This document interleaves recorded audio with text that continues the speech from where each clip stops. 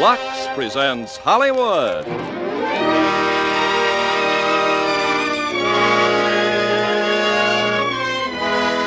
Lever Brothers Company, the makers of Lux Toilet Soap, brings you the Lux Radio Theater, starring Dana Andrews and Pat Crowley in War of the Worlds. Ladies and gentlemen, your producer, Mr. Irving Cummings.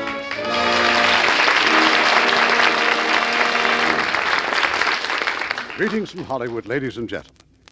Tonight we are going to take a look into the possible frightening future, as though the present weren't bad enough, and see what might happen if our Earth were invaded by another planet. It's George Pal's production for Paramount, War of the Worlds, and our stars are Dana Andrews and Pat Crowley.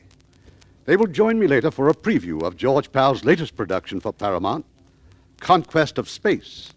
Meanwhile, here's our good friend, Ken Carpenter. It would be hard to find a man who works as many hours a day as you women do. For instance, you spend 5.5 hours every week just doing dishes, and that's only for a family of 4. But Lux Liquid Detergent gives you back some of that time. Lux Liquid is made especially to help you do dishes fast and easy. It floats grease right off. Plates, glasses, utensils, even pots and pans come clean really fast. Just a teaspoonful does a dishpan full. 1 can outlasts several boxes of the leading laundry powder. Your hands stay nice, too. Lux Liquid is almost as mild as Lux Toilet Soap. The next best thing to a dishwashing machine. That's Lux Liquid. Lever Brothers unconditionally guarantees Lux Liquid is just as wonderful as we say. And the millions of women who've used it have found that Lux Liquid is as good for dishes as Lux Flakes Care is for nylons. Buy it when you market. Lux Liquid in the can with the dripless spout. Now, Act One of War of the Worlds, starring Dana Andrews as Clayton and Pat Crowley as Sylvia.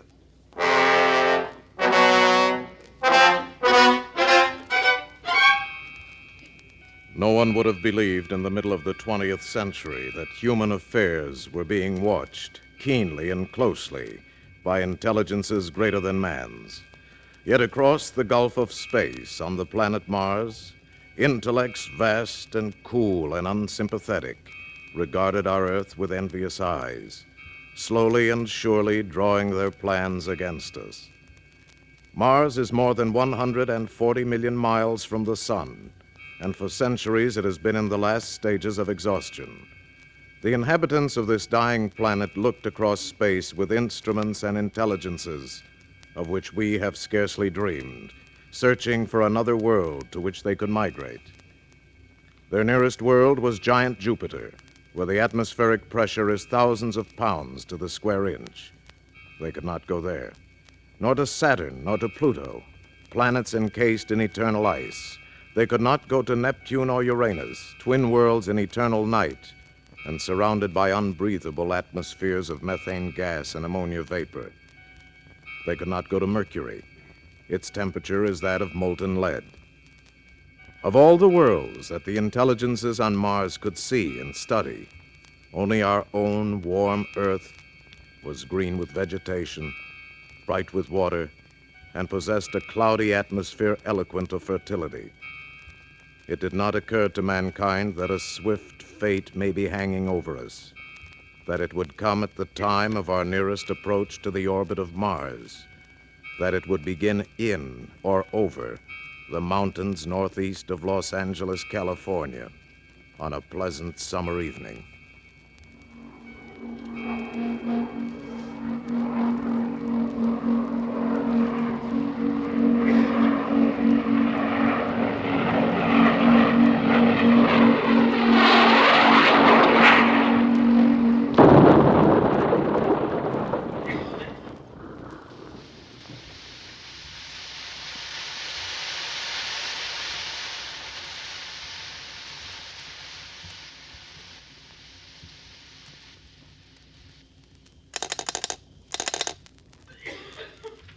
Hello, Dio. This is Pine Summit Lookout. I got a smoke.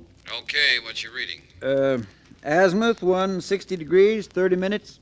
Right where that meteorite just hit. Did you see it? Not me, but a couple of the guys did. Must have been a pretty big fireball. Big. I never seen anything like it. Hey, look, you better get a pump truck over there before the fire gets really going. Will do.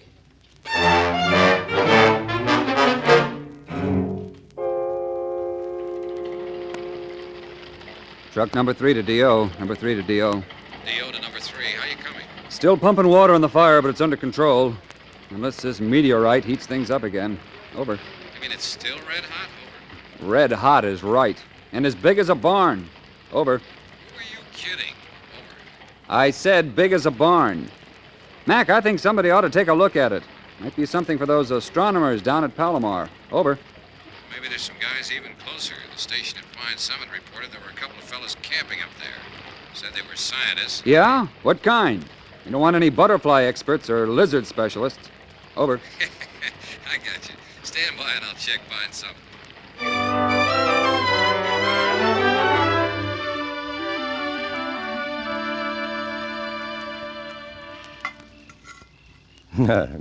No butterflies or lizards. Just brook trout, yes. I'm chief fry cook.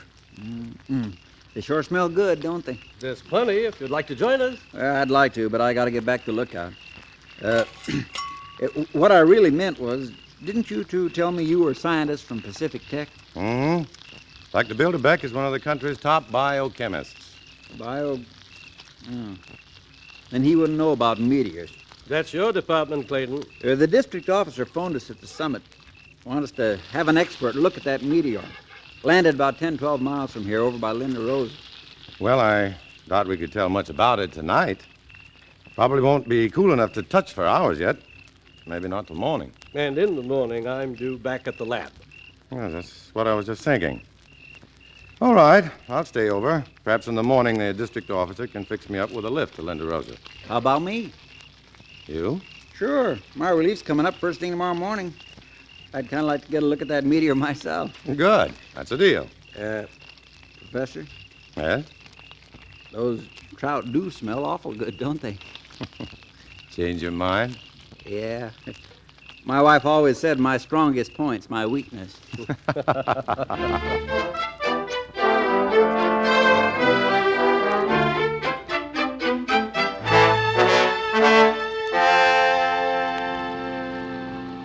Well, what do you know? Look at all them cars.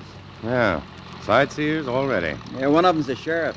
That's his car parked on the fire break.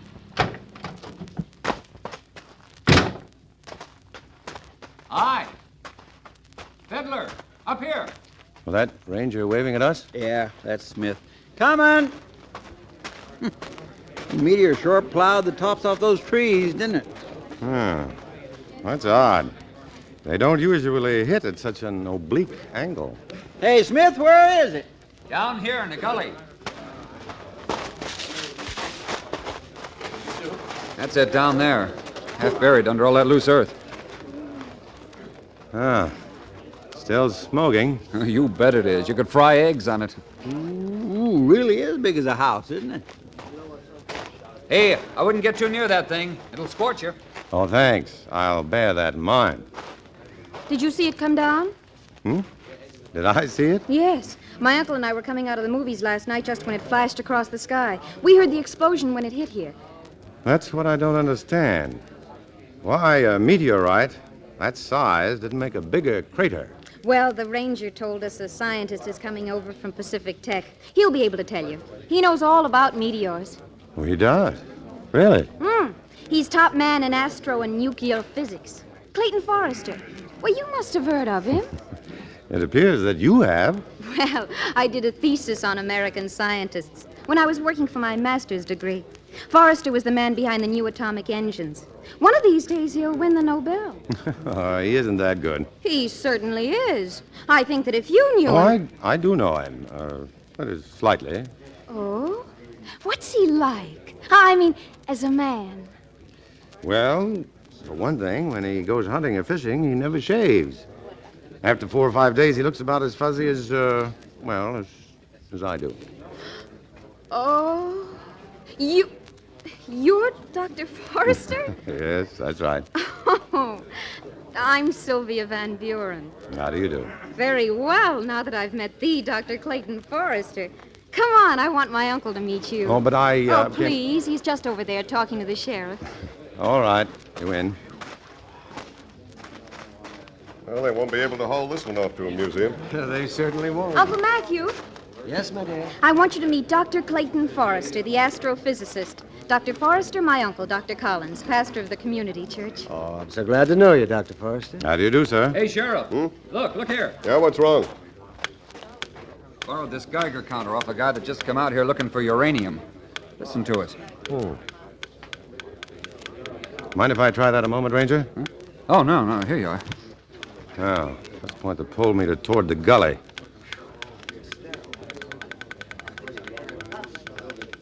See what I mean? Uh-huh. It's the meteor, all right. It's radioactive? Apparently. But why? It's beyond me. You mean there's no record of anything like this happening before? Well, I've never heard of it. Now, maybe I'll stick around until that thing cools off.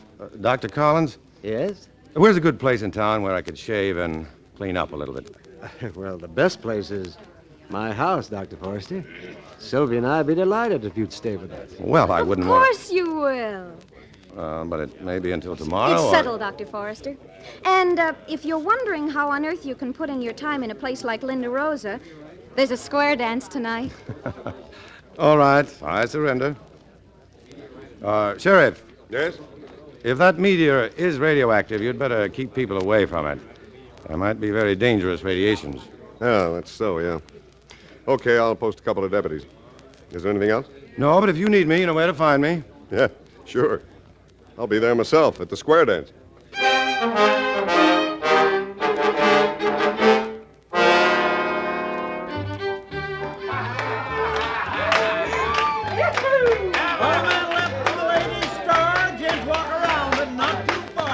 Having fun, Dr. Forrester? Sure. You know, dancing is something I don't get much time for. Why, you should make time. Don't your girlfriends like to dance? I don't have much time for them either, I'm afraid. Oh, Dr. Forrester. Oh, evening, Sheriff. I was just talking by radio phone to one of my deputies out at the meteor. He says it's pretty well cooled off. Good. Then we'll look at it again in the morning. All right.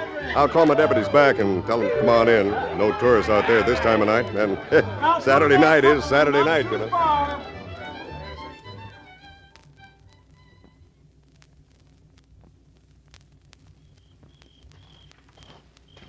Hey, Salvador.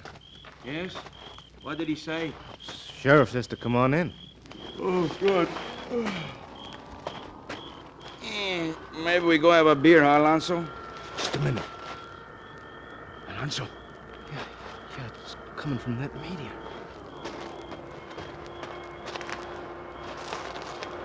It's moving!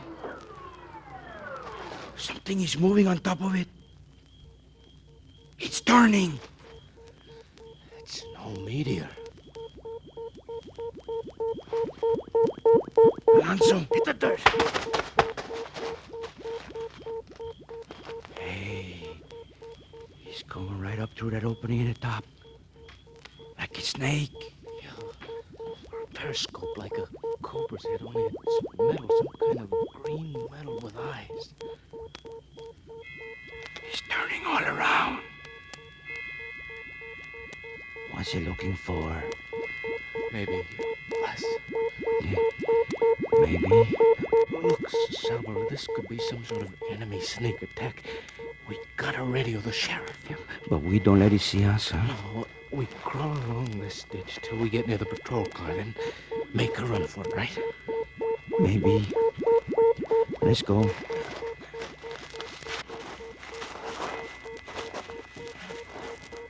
Shh, quiet. It sees us. Run! We gotta run!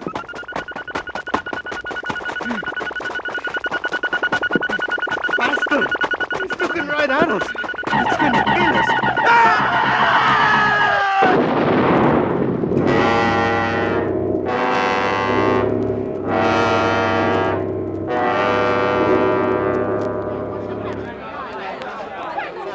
Hey, the lights! Who turned off those lights? Now, wait, don't get panicky, folks. Sylvia!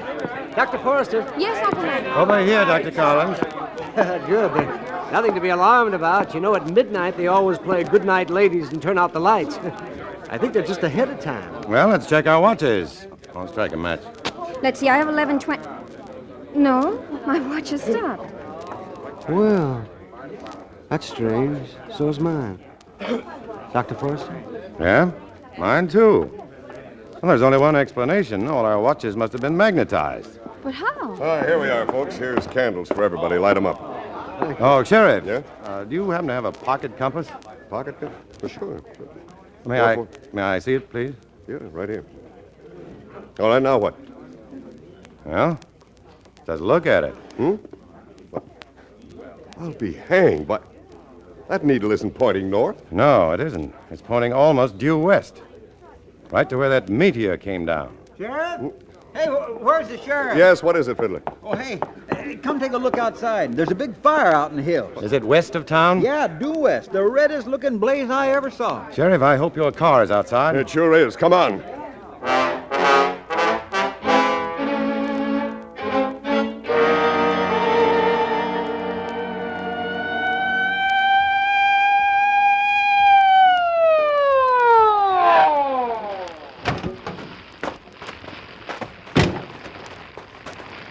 Oh, there's the reason the lights went out. Power line's down. Yeah. It's funny. Alonzo and Salvador were going to go back into town, but there's their car right over there. Then they must still be around. Yeah. Alonzo! Salvador! Sheriff, turn your flashlight over there, along that ditch. Where? Right over there. Those two white mounds in the ditch. Are those ashes or... Good Lord. Oh. Nothing left but the outlines.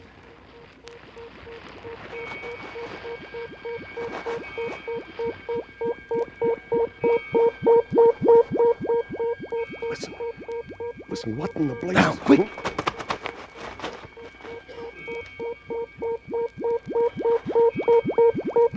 Did you see it? Yes. It's fantastic. Oh, look, we've got to get word back to town. There's a transmitter in my car.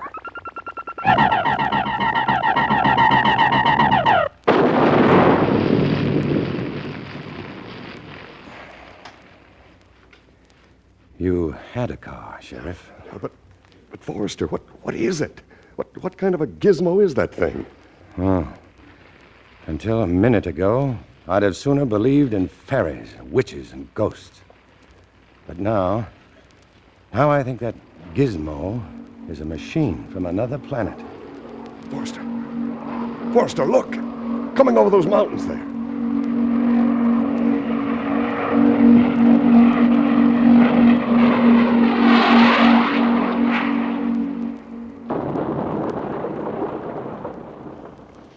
A second meteor, just like the first.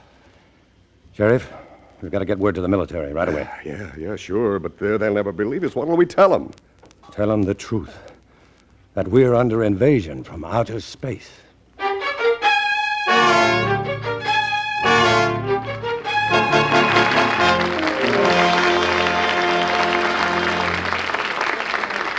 We'll have Act Two of War of the Worlds in a moment.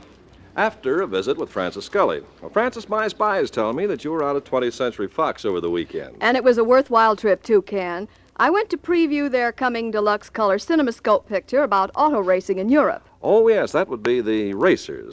Say, I hear Kirk Douglas is great in it. Oh, he's in good company, too. Bella Darby, Gilbert Rowland, Cesar Romero, Lee J. Cobb, and Katie Urado are also starred. Well, those European races are famous for their excitement and danger. And Henry Hathaway, who directed the Racers, made sure movie fans would see the real thing. He used up over 90,000 feet of film shooting actual races. Well, they must have gotten some spectacular shots. Some fabulous shots, Ken. But the picture isn't all racing. The Love and Kisses department is well taken care of by Kirk Douglas and Bella Darvia. Well taken care of. Well, with Bella Darby and Katie Urado in the Racers, there'll be at least 2 Lux complexions on display. Well, that's what you like, isn't it? Well, I guess most everybody does, though. There's nothing like a real Lux complexion. And how true those words are, ladies. There's nothing like a real Lux complexion in Hollywood or anywhere. And it's true that 9 out of 10 movie stars like Bella Darby and Katie Urado count on Lux toilet soap to help keep their complexions looking like a star's complexion should. But Lux can be your soap, too. You don't have to be a movie star to have a movie star complexion. That's the beauty of Lux. It can give you skin that would be called beautiful anywhere, even in Hollywood, the beauty capital of the world. So use mild and gentle Lux. It's unconditionally guaranteed by Lever Brothers. Believe me, once you use it, you'll say there's no other soap quite like Lux. Now, our producer, Mr. Cummings. Act 2 of War of the Worlds, starring Dana Andrews as Clayton and Pat Crowley as Sylvia.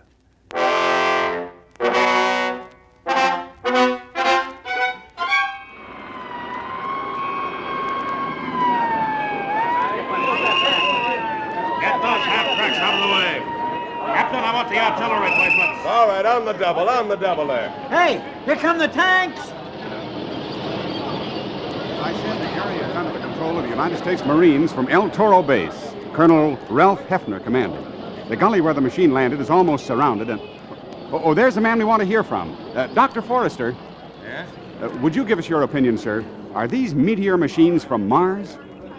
Well, certainly from some planet other than our own. Directly into the microphone, please, Doctor. Well, if they are Martians, I'm sure the creatures that operate these machines must be quite uncomfortable in our heavier air and with the Earth's much stronger gravitational pull. What do you think they look like, sir? That's anybody's guess. We do know from animal evolution on this planet that it's possible they may have more than one brain, perhaps two or even more. And possibly they may even smell colors. Smell colors? Well, that's speculation, of course. Hey, Forrester. Yes? Colonel wants you in the command post. Oh, coming. If you'll excuse me, please. Certainly, sir. Ladies and gentlemen, that was Dr. Clayton Forrester, head of astrophysics at Pacific Tech. One of the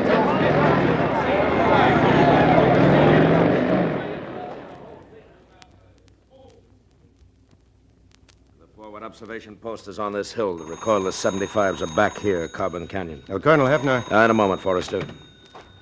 Command, Hefner. Yes, that's right, Captain. 2 rocket batteries on Hill 17 and right now. Forrester? Yes? I want you to meet General Mann. He's in charge of intelligence for the Pacific area. General Dr. Clayton Forrester. I've heard quite a bit about you, Forrester. Glad you're with us. I hope I can be of some help, General. You can.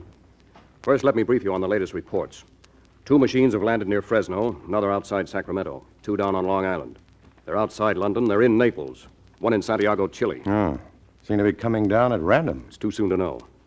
But apparently that machine out there in the gully was the first down. The lead ship, maybe? Very likely. And the second one is exactly 2 miles due north. As I understand it, Forrester, you actually saw the first ship send out that destructive ray. Yes, I did. That was an intense heat and light. 2/3, son. Almost as powerful as the sun. Atomic power? Yes, Yes, I'd say so, of some sort. General. Yes, Colonel. That was a relay from the Pentagon. Santiago, Chile radios it's under attack. 2/3 of the city already destroyed. 2/3? Yes, sir. But nothing like that can happen here, sir. We're ready for them. Listen. Is that it? Yes. Let's get to the observation post now. Lights out. Cut all lights. Lights off. Lights off. Lights. Lights. Keep your head down, General. Now focus your field glasses between these sandbags. Yes. You see the gully? There's a greenish light glowing over it. Wait. Something's rising. Like a periscope? Yes. And beneath that, a greenish machine, almost round. Just floating there in the air without propellers or jets. It must be supported by some sort of rays. Probably a kind of magnetic flux. They must be keeping the opposing poles in balance, and that lifts the machine. There's a second machine. And a third. Dr. Forrester! Dr. Forrester! Miss Van Buren, what are you doing? Uncle Matthew insisted on coming, and I wouldn't let him by himself. Dr. Forrester, you've got to talk to him. Miss Van Buren... Please! You've got to stop him. He wants to go out and talk to those meteor What? machines. All right, take me to him. Uncle Matthew keeps saying we should try to make the Martians understand we're willing to be friends. If they give us a chance to be. I know. All But Uncle command Matthew posts, says it's stand his by duty the as a fire. minister, a man of God. Oh, where is he now? I left him right about here. Uncle Matt? Uncle Matt! Forrester, the machines are advancing. There's some fool out there walking to meet them. Oh, no. Uncle Matt! Uncle Matt! It's too late now. You can't save him.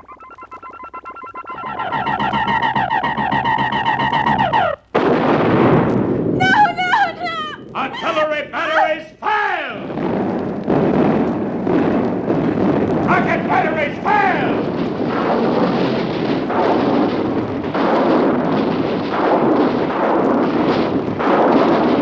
Cease fire! Forrester, they're still there. They're untouched. They've put up some sort of electromagnetic covering, a transparent dome that stops the shell. They're coming at us! All batteries, repeat fire!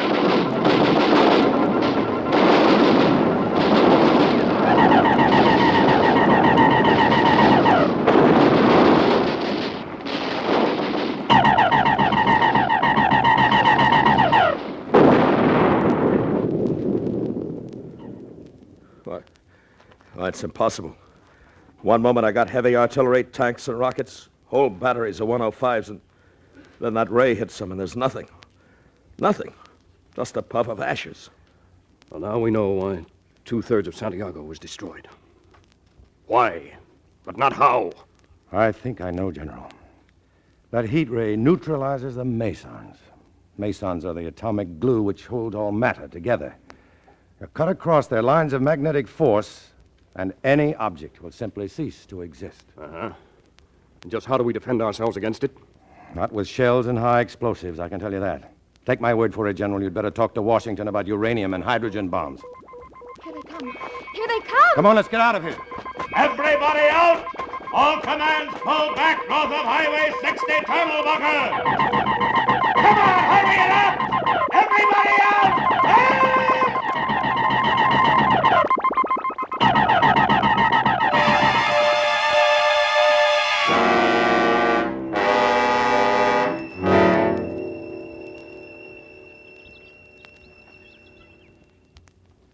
Miss Van Buren. Sylvia. Wake up. Let's not spend all morning in this cellar pit. Oh. How long have we been here? Well, since the Jeep ran out of gas, I guess about 3 hours. As near as I can figure it, we're somewhere southwest of Corona. And that machine? Well, it's gone. It headed in the other direction. Oh, thank heavens. You know, I'm hungry. Well, you ought to be. Come on. On your feet now. There's a farmhouse across that field. Looked like the people took off in a big hurry. But maybe they left some food. Look, over the mountains. Yeah. The good old Air Force. They found one of the machines.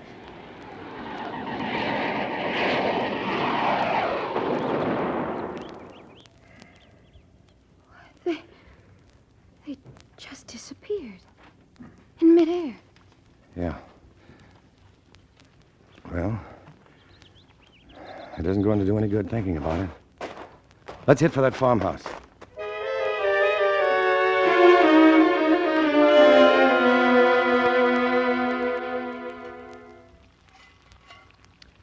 Uh-huh. There are times when there's nothing so beautiful, so soul-satisfying as bacon and eggs. And the people who lived here were so thoughtful to leave us some. Where's your plate? Right here. You know, I get most of my meals in coffee shops. It's pretty tame eating. Well, don't you live at home? No, I live on the campus. You see, I haven't any family. Oh, I come from a big one. There's 9 of us, all in Minnesota except me. Well, Dr. Forrester? Aren't you going to sit down? There is a kitchen table. Oh, yeah.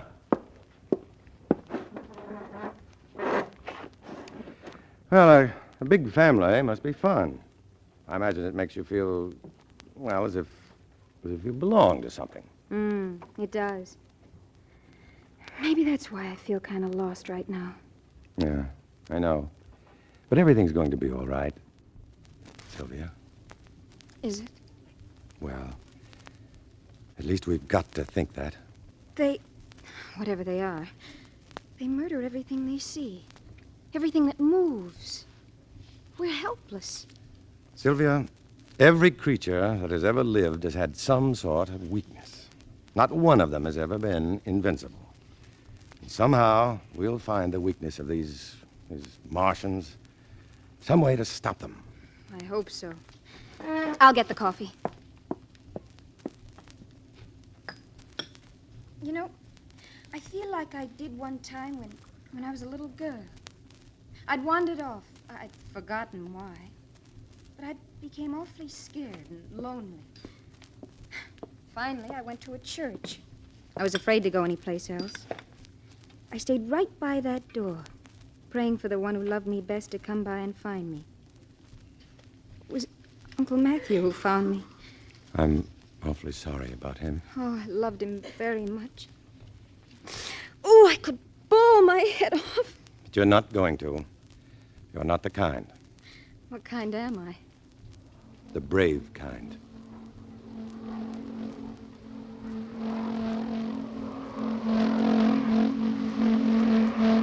Clayton! Get down, on the floor.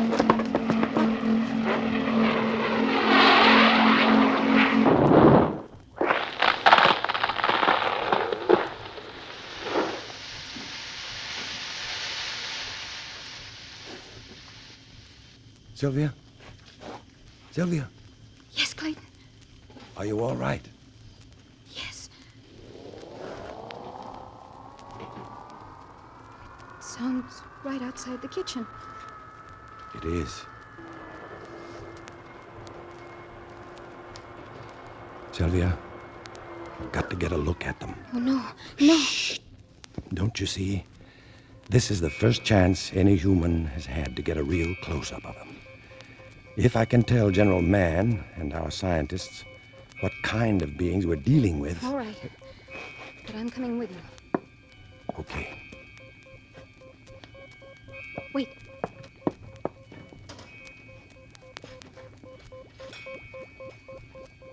Take this. What good is a carving knife? Maybe none, but take it. In the front room, come on.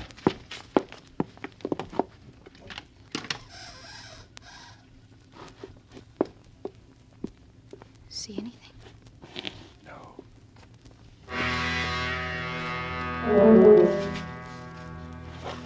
Clayton, there's something behind me. Something touching my left shoulder. I see it. Don't move. The knife. Don't move.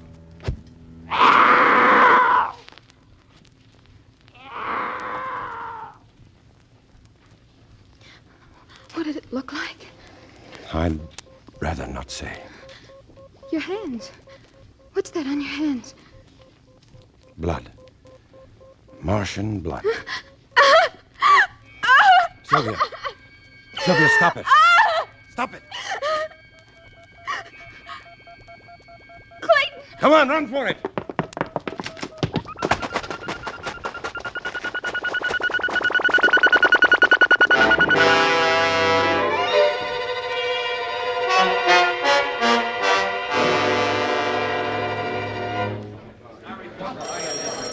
Now, ladies and gentlemen, for the benefit of those of you who don't know me, I'm General Mann of G2. I've asked you here because we desperately need the knowledge and skill of each one of you. Physicists, scientists, representatives of the 6th Army Command, the Marine Corps, Navy, Air Force, the heads of our law enforcement agencies, the Civil Defense and Red Cross units.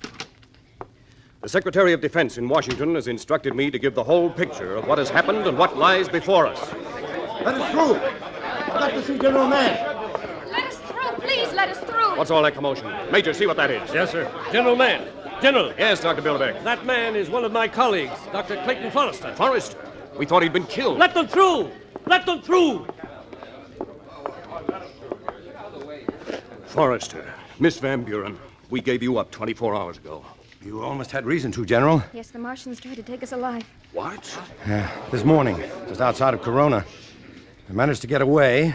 We found an abandoned truck and drove to Pacific Tech. They told us you were here. Oh, by any chance, is Dr. Lucille Dupre in this room? Right here, Forrester. Oh, good. Dr. Dupre, I want you to analyze the stain on this cloth. I suggest that you leave for the laboratory right away. What kind of stain is it, Forrester? The blood of a Martian. Forrester, I want a complete report of your experience.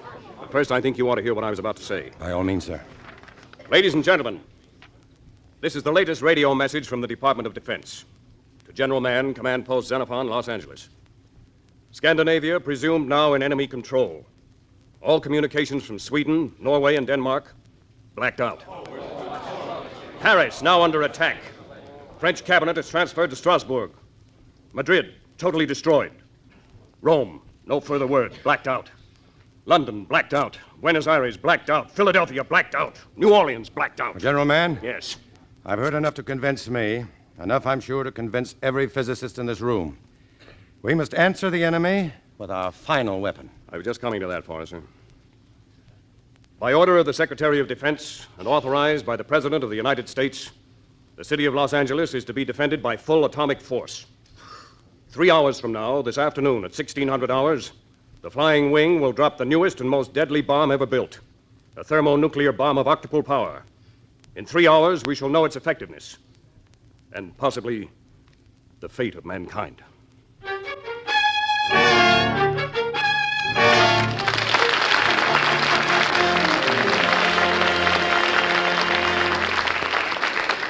In a moment, Act 3 of War of the Worlds. Ladies, when it comes to wash day, the big talk is all about Rinso Blue, the remarkable new detergent that washes whiter because it blues as it washes. And now there's even a song about it. Listen. Hi, this is Les Paul. And Mary Ford. This is the song of Rinso Blue, complete detergent, completely new. It gets clothes extra white and clean, 'cause it blues your washing machine. Yes, Rinso Blue gets clothes extra white because it blues as it washes. So get Rinso Blue today. And just remember, ladies, if your present detergent doesn't blue as it washes, it's only doing half the job. So switch to new Rinso Blue. It does a grand job on dishes and glasses, too. And yet, it's so mild on your hands. Today, get new Rinso Blue. It washes whiter because it blues as it washes. And that's unconditionally guaranteed by Lever Brothers. We pause now for station identification.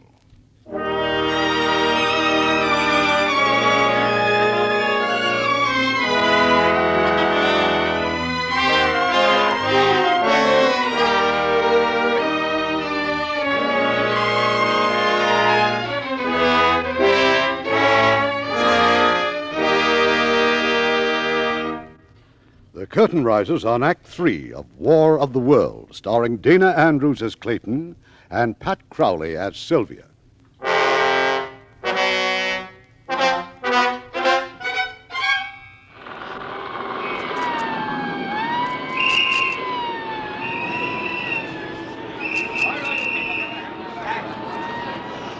This report is being recorded on tape for future history. If there is to be any future history. The future of our civilization may well depend upon what happens here this afternoon. Attention, please, attention. 3 minutes to bomb time. In case you didn't hear that, it is now 3 minutes to bomb time. Attention, Dr. Forrester. Please report to General Mann. The target for the bomb is a nest of Martian machines in the Puente Hills. We are approximately 6 miles from the target. There is, however, a forward observation post which has the Martians clearly in sight and which will report back to this base by telephone.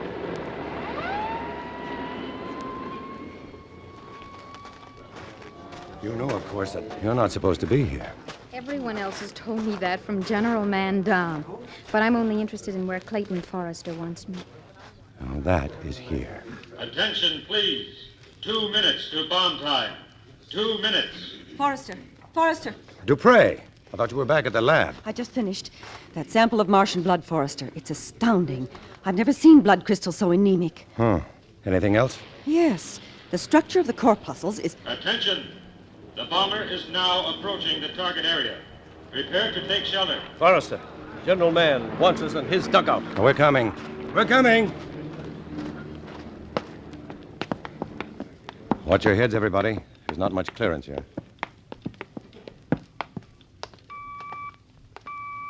Attention. 1 minute. 1 minute. If you have no goggles, turn your backs to the blast.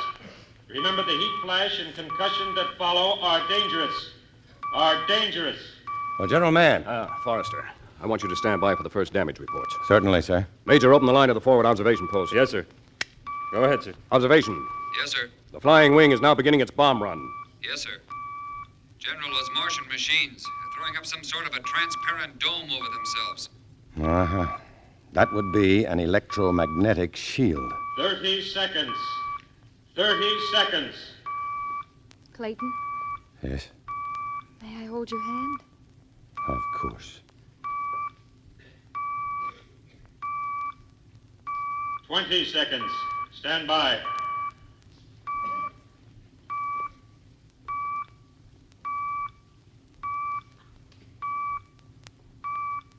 Ten seconds.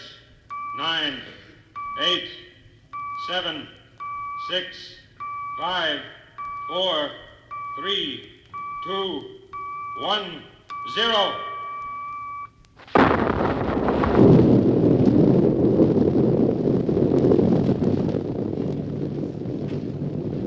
Attention! Prepare for heat wave and high velocity winds. Observation. Can you see anything? Not yet, sir. An awful lot of smoke.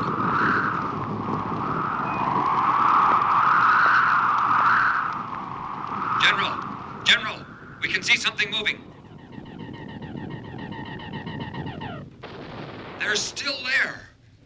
They haven't even been touched. They're still...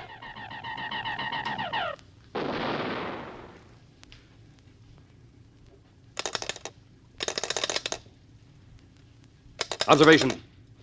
Come in. Observation, come in. Well, now we know the worst. We may not be through yet, General. No, there's still a chance. A forlorn hope, maybe, that our sciences can search out some weakness in these Martians. Yes, perhaps biologically. That anemic blood. Look, our battle now is for time. We've got to take our instruments and hide somewhere in the Rocky Mountains.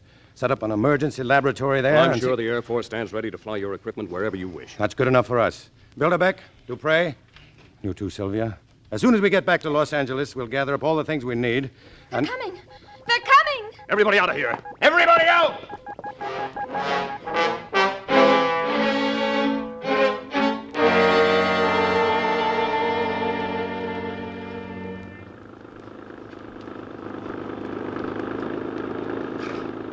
Attention, please.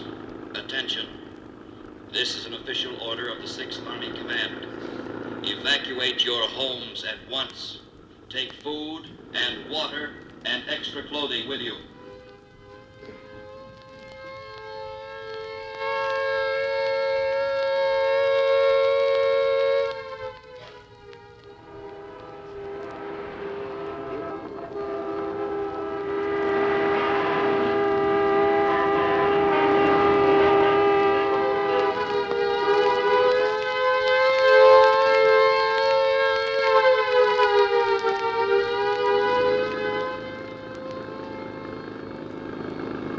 Do not panic. All major highways have been marked to lead you to evacuation centers in the hills and along the beaches.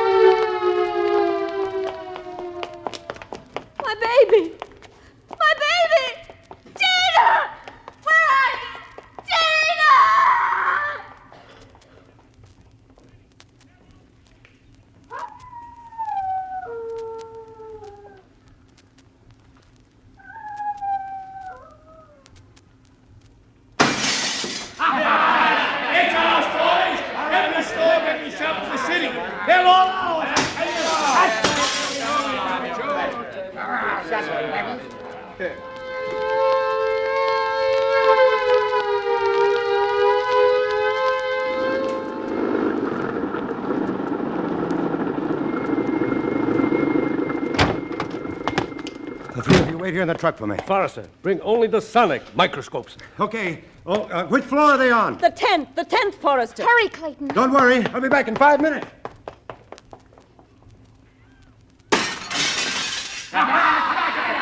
Look at those men. They're looting, sobbing. Boys, there's a truck. That's what we need. Stop the engine. Stop the engine. We'll come back for him. Start it. Start it. No. No. Come on, get out of there.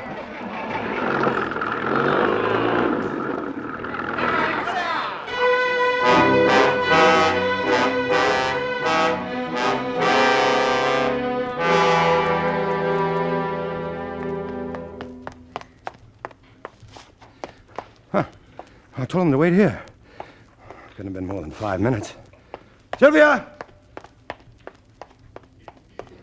Billy Beck! Dupre! Sylvia!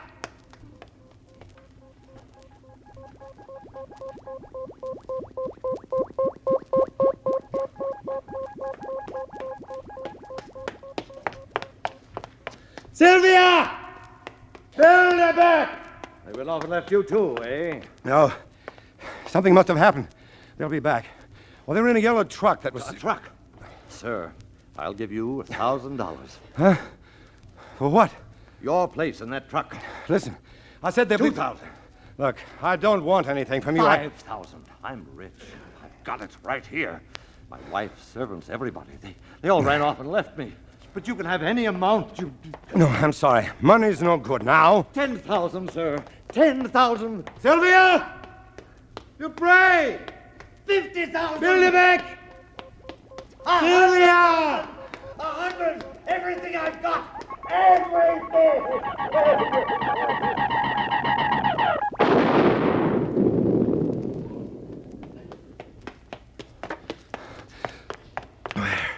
Where could they be?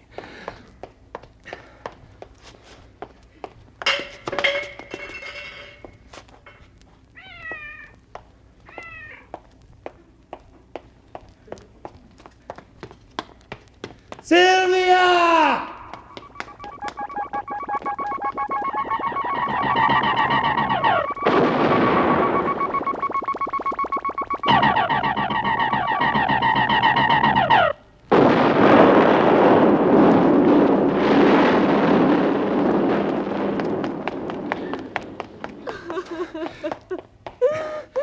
Oh, ma'am, I'm looking for a girl.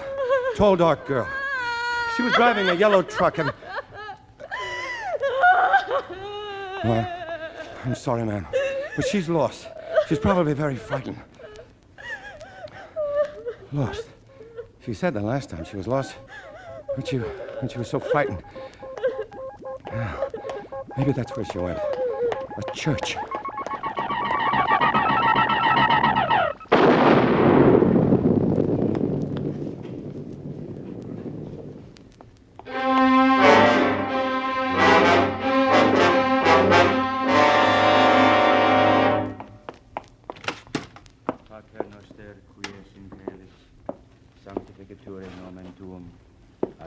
Sylvia! Sylvia!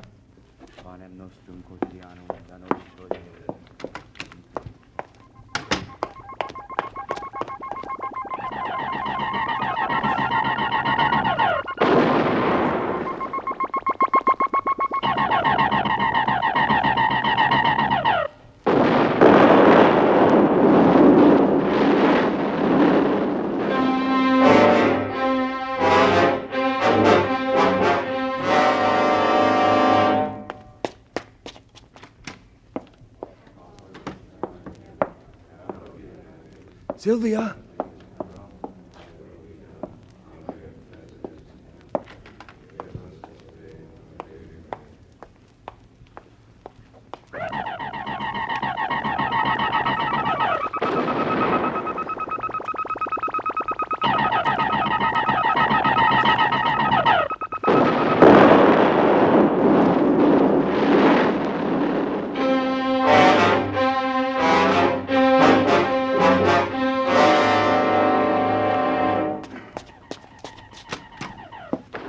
He that dwelleth in the secret place of the Most High shall abide under the shadow of the Almighty. I will say, Sylvia! of the Lord, He is my refuge and my fortress. Sylvia! Clayton! In Him will I trust. Surely he shall deliver Let me thee through. from the snare of the fowler. Let me through, please. Dearest. Oh, my dearest. Darling. Shall cover thee with The mob. They took the truck, pushed us out in the street blocks from where you left us. I ran back, but you were gone. It's all right now, Sylvia. It's all right. Yes, we're together.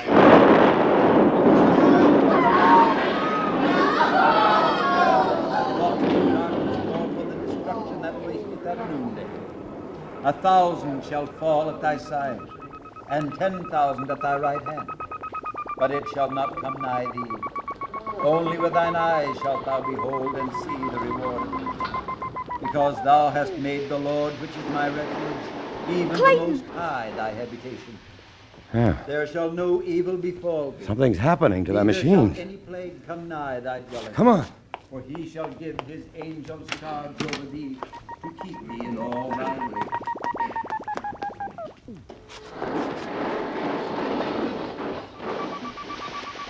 Look, there in the street, that body.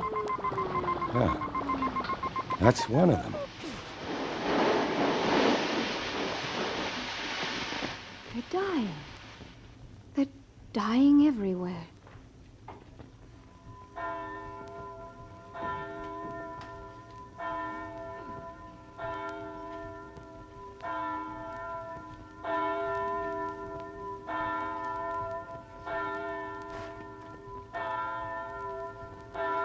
We prayed for a miracle. And it's happened.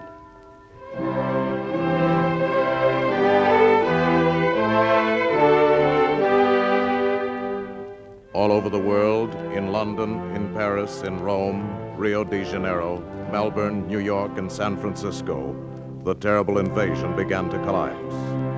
The Martians had no resistance to the bacteria in our atmosphere, to which we have long since become immune. Once they had breathed our air, germs which no longer affect us began to kill them.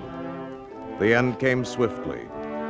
After all that men could do had failed, the Martians were destroyed and mankind saved by the littlest thing which God, in his wisdom, had put upon this earth.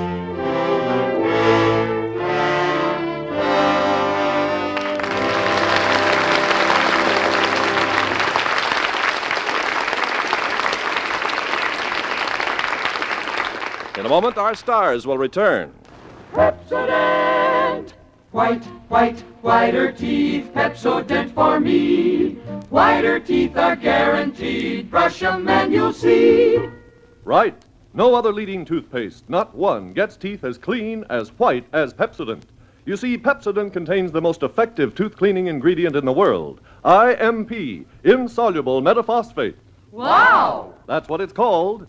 IMP is found only in the Pepsodent Irium formula because Pepsodent uses the entire world supply. White, white, whiter teeth, Pepsodent for me. And oh yes, cleaner, whiter teeth naturally mean less chance of decay and a sweeter breath with a clean mouth taste for hours. Whiter teeth are guaranteed. Brush 'em and you'll see. Lever Brothers makes this promise, this unconditional money-back guarantee. Change to Pepsodent and you'll see your teeth become whiter. Brush 'em and you'll see. Now, here's Mr. Cummings with our stars. And here they are, Dana Andrews and Pat Crowley.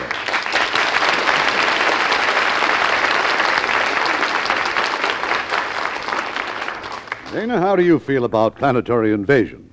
Well, Irving, if I have a choice, I'd rather we invaded them. Then you'll want to see George Pal's new Technicolor picture for Paramount, Conquest of Space. Because whereas War of the Worlds is just science fiction, Conquest of Space is science fact. The entire action takes place on the planet Mars and the Wheel, a man-made station some 1,100 miles above the Earth. Mars? It's a long way to Mars, even with a space station in between. Yes, Pat, the men who lead a fantastic existence on the Wheel are building a spaceship for flight to the moon, but later they receive orders to proceed directly to Mars. And they make it, of course. Yes, but it's a dangerous mission. And there's an exciting and suspenseful climax. And I think it's interesting that all the players are young unknowns who are getting their very first chance. And I hope they'll all be as big a hit as Pat. I understand there's a good chance your name may appear in the Academy Award nominations this week, Pat, for the Best Supporting Actress in your first big role in Forever Female. Oh, well, now that'd be too good to be true. But I'm sure Paramount's The Country Girl will be nominated. But I just don't see how anyone could choose between the performances of Bing Crosby and William Holden. And, of course, Grace Kelly's a cinch. Well, there's no doubt at all about you and Grace Kelly being Lux girls, is there? Oh, no, Irving. If getting an Oscar were as easy as having a Lux complexion, I'd be a cinch, too. I'll always use Lux for my complexion. It's just wonderful. And now, how about next week's play, Irving? Well, next week, it's an entirely different type of adventure, Dana. One of our 20 greats. A story of the search for gold by a trio of fascinating characters. And it's filled with suspense right up to the unexpected climax. It's Warner Brothers' The Treasure of Sierra Madre. And our stars will be Edmund O'Brien and Walter Brennan. Oh, I'll have to listen to that, Irving. Good night. Good night. You are both great.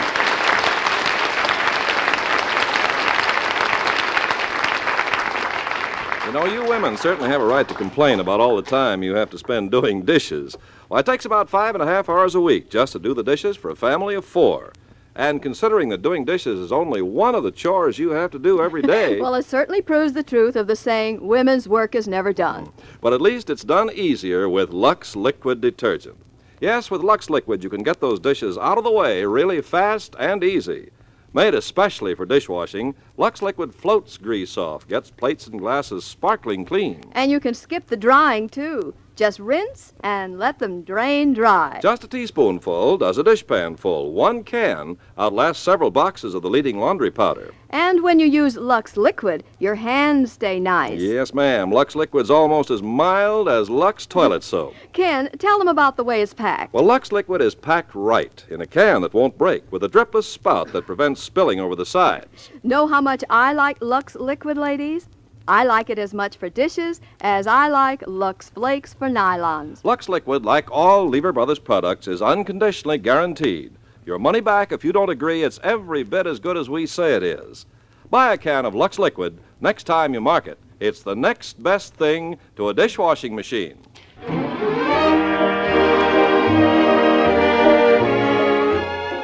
Lever Brothers Company, makers of Lux Toilet Soap and Lux Liquid Detergent, invite you to be with us again next Tuesday evening when the Lux Radio Theater presents The Treasure of Sierra Madre, starring Edmund O'Brien and Walter Brennan. This is Irving Cummings saying good night to you from Hollywood. Ladies and gentlemen, Radio Free Europe is our way of telling people in the enslaved countries about American life and its freedom. Radio Free Europe is a citizen-sponsored organization, and it urgently needs your support. You can play a personal role in the crusade for freedom by mailing your contribution to Crusade for Freedom in care of your local postmaster. Dana Andrews may soon be seen in the Universal International Technicolor production, Smoke Signal. Heard in our cast tonight were Les Tremaine as General Mann, Herb Butterfield as Dr. Bilderbeck, Bill Boucher as the sheriff, Paul Freese as the narrator, Parley Bear as fiddler, Ken Peters as the reporter, and Howard McNear, William Conrad, George Neese, Robert Bailey, Herb Ellis, Irene Tedrow, Don Diamond, Jack Crucian, Frank Gersel, George Baxter, Truda Mason, and Eddie Marr. Our radio play was adapted by Leonard St. Clair, and our music was composed and directed by Rudy Schrager. More and more Lux laundries are opening across the country. These carefully selected professional laundries use the same Lux Flakes you use at home. Gentle Lux Flakes plus professional methods means the cleanest clothes ever. And since Lux Flakes are so much easier on all fabrics, your clothes will last longer as well as look better. Let a Lux laundry be your family laundry. Look for that Lux sign. And join us next Tuesday night to hear Treasure of the Sierra Madre with Edmund O'Brien and Walter Brennan. Let's visit with Fibber McGee and Molly tonight on the NBC Radio Network.